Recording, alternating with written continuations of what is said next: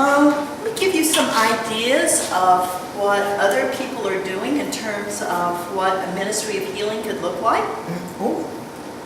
Some churches have parish nurses, and they are either paid or they're a volunteer who's a member of the church. And they directly minister to the health of the congregation. They may have blood pressures Sundays, or if someone is ill, they will volunteer to go to the doctor with them, because it's always better to have two sets of ears than one. And again, you don't have to be a parish nurse to be another set of ears. Parish nursing has become a dramatic international phenomenon as healthcare professionals are harnessed and the potential of the congregation to attend to people's holistic needs.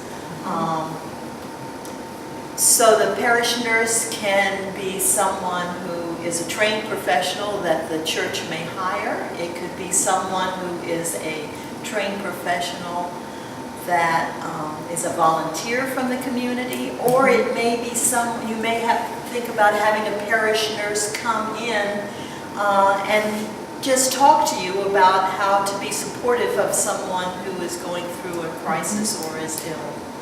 We had one, Mary Ann Saul, when she was a member here, and she gave flu shots, which was really neat. Bernie Darnes is a retired nurse, and I got a call one night that a parishioner or someone who comes to our church, her live-in boyfriend had split his head open. And so I called Bernie, and she went up with me, and even though she couldn't do the work, she told me where to cut and all this type of thing. So we went and did that for him and put on butterfly bandages and things, because he didn't want to go to the doctor and she couldn't. But anyway, so yeah, we can enlist Bernie in training people. Okay. And maybe some recognition for Bernie as your parish nurse. Oh, good.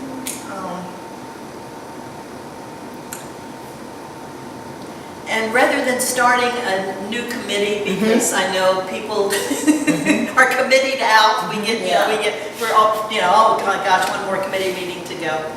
Some churches have started what is called a health cabinet. And the health cabinet is an umbrella group made up of representatives from all the other committees or ministries in the congregation. And they may only meet on special occasions. The group surveys the activities of the faith community and looks how health and wellness themes or issues can be integrated into what's already going on.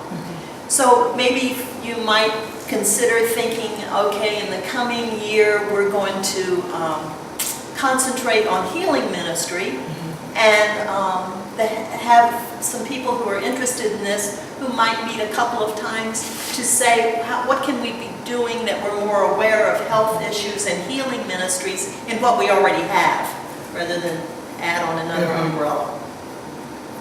The health committee or cabinet can assist the worship committee in planning a healing service, and I'll talk about healing services a little bit later.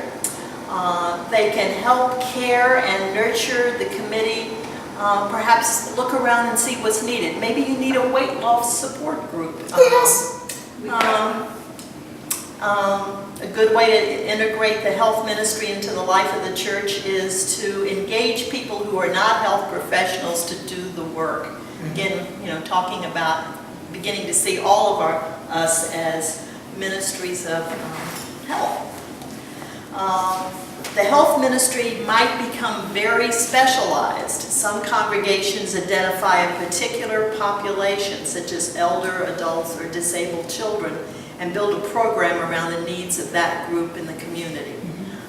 I went to church one Sunday, actually it was a Saturday evening service in Aptos at a Roman Catholic church called Resurrection.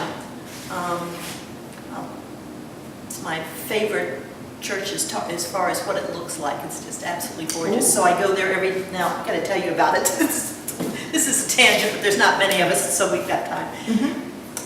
The church is Resurrection, and so when you go into the church, there is a glass wall between the sanctuary and the outside with a rock that represents the tomb, and the rock pierces through the wall.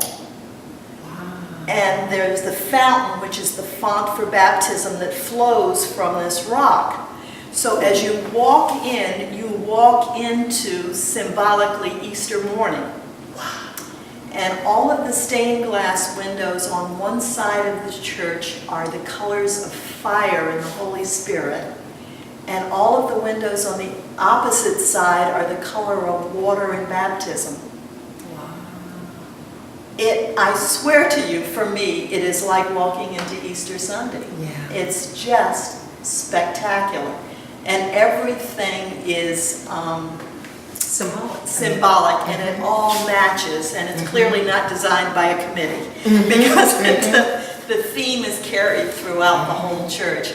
And then they from the rock, the baptismal water flows down and makes a river for a period of time, and then the oils of healing and the oils of chrism are in these great glass containers set at the end. Well, when I went to that church because it just feeds my soul. And at different times of day, the light's different through the windows in it. And I noticed that a lot of the attendants in the service, the crucifer who was carrying the cross and the greeter at the door, were young people who were mentally retarded. Yes. And they had a very active, visible ministry in that church, and they just beamed. I mean, Yes. you could tell they were so pleased and loved by that congregation. Yes. And one young woman, she's probably in her early 20s, knew everybody. And before the service started, she just went from row to row and greeted every single person in that church. And so clearly they had a ministry to families who had young people and children who were mentally retarded.